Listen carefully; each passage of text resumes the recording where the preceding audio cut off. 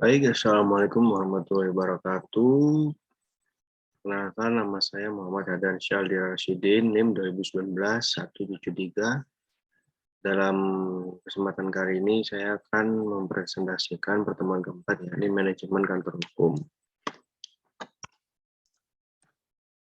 Struktur umum manajemen kantor hukum.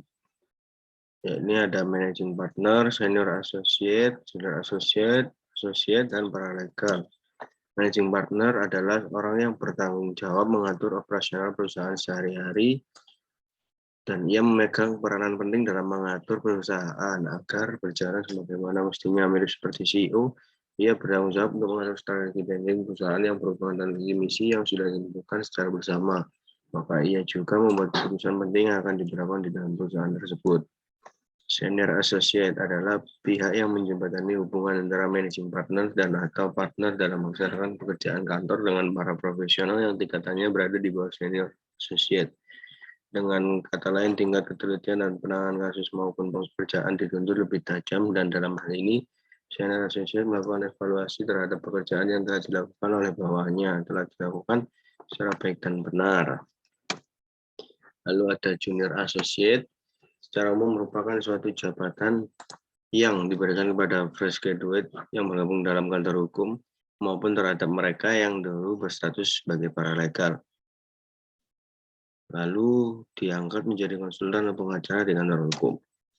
Lalu ada paralegal, yakni seorang yang mempunyai keterampilan hukum namun ia bukan seorang pengacara yang profesional dan bekerja di bawah bimbingan seorang pengacara atau yang dinilai mempunyai kemampuan hukum untuk menggunakan keterampilannya. Lalu di sini ada kantor hukum merupakan perusahaan. Kantor hukum yang ada di Indonesia rata-rata berbentuk firma. Selain firma juga terdapat maskap. Sebutan perusahaan bagi kantor hukum tidaklah sama. Perusahaan bagi kantor hukum di sini merujuk pada partnership antara kantor hukum dengan perusahaan yang dinaunginya sebagai lembaga bantuan hukum. Perusahaan yang dimaksud di dalam kantor hukumnya intinya tidak merujuk langsung pada badan usahanya. Dan di sini ada keuangan internal kantor hukum. Ada dua, yakni pembagian laba dan pemetaan kompensasi. Pembagian laba yang diperoleh persekutuan perdata ini dari imbalan jasa dan sukses fee dibagi berdasarkan perjanjian dan asas keseimbangan pemasukan. Pembagian antara sekutu statuter tentang laba berdasarkan perjanjian adalah dengan persentase tertentu sama rata. Sementara pembagian laba untuk sekutu mandater diberikan atas keputusan sekutu statuter yang telah termaktub dalam perjanjian ketika law firm berdiri. Lalu ada kompensasi. Kompensasi dalam rangka kantor hukum meliputi penghasilan yang terdiri dari gaji, tunjangan, uang lembur, uang kesehatan, dan bonus khusus kepada lawyer.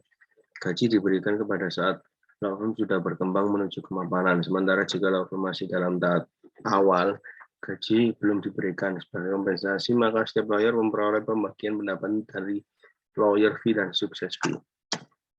Sekian dan terima kasih presentasi dari saya. Mohon maaf apabila ada salah kata. Assalamualaikum warahmatullahi wabarakatuh.